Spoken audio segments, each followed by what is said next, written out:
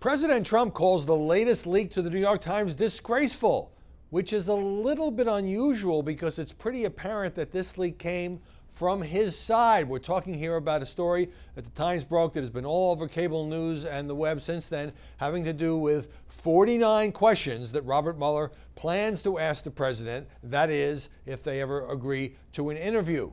And there's been a lot of talk about the substance here, and just in case you have missed it or haven't tuned in, the questions range from the president's relationship with his personal lawyer, Michael Cohen, to the president's knowledge of that 2016 Trump Tower meeting with Jared Kushner, Paul Manafort, and that Russian lawyer who now says she was an informant for the Russian government.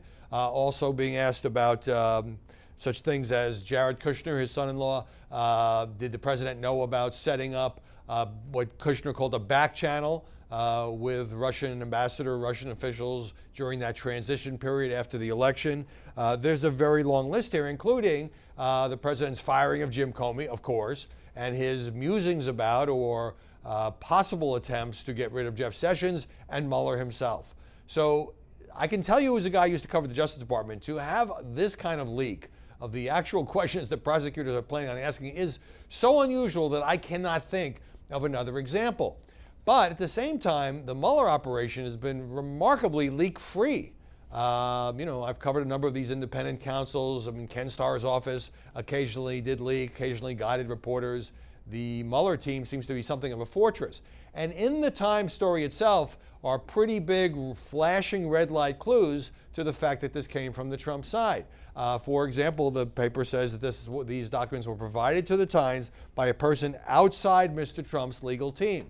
So the backstory here, and I saw Times reporter Michael Schmidt on MSNBC saying these were basically notes taken by Trump's lawyers during a meeting with the Mueller team to discuss what the scope of the questioning would be. In an effort to persuade the president to sit down with the special counsel, the Mueller folks were saying, well, here are the topic areas, here are the kind of things we're going to be asking about, and to try to, give a reasonable scope the president might agree to.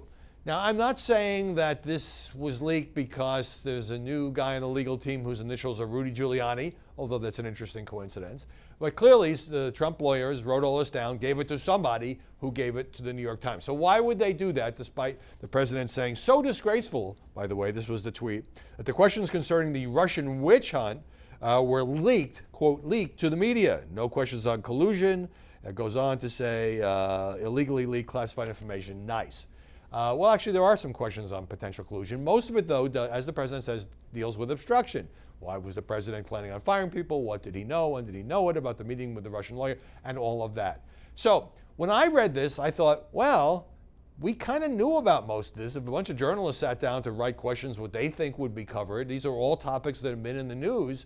So I said to myself, so I guess Mueller doesn't have any secret bombshell, some new area, some new evidence that we don't know anything about. And that might be the reasoning. The Trump associate of the legal team might be trying to telegraph to the world that Mueller hasn't got much here, or much that is new. Now, it's a little unfair because Mueller may have information we don't know about these question areas, and then you ask the follow-up questions, and that's when you might trip up a witness such as the president. Or it could be that this was leaked to send a message to the potential witness in chief, to Donald Trump, that this is some pretty wide-ranging stuff here, including questions about your business and Roger Stone and other stuff that you might not want to sit down with Mueller. It's hard to say, but it's quite apparent from the way the Times has described it and the way that the Times reporters have described it, this didn't come from the Mueller side. Now, will this interview ever take place? Who knows? It was on for a while, it looked like. Then it was off after the FBI raid of Michael Cohen's home and offices. Now Giuliani is back in talks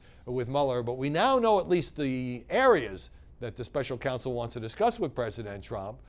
There's really no bombshell here. Maybe that's the story.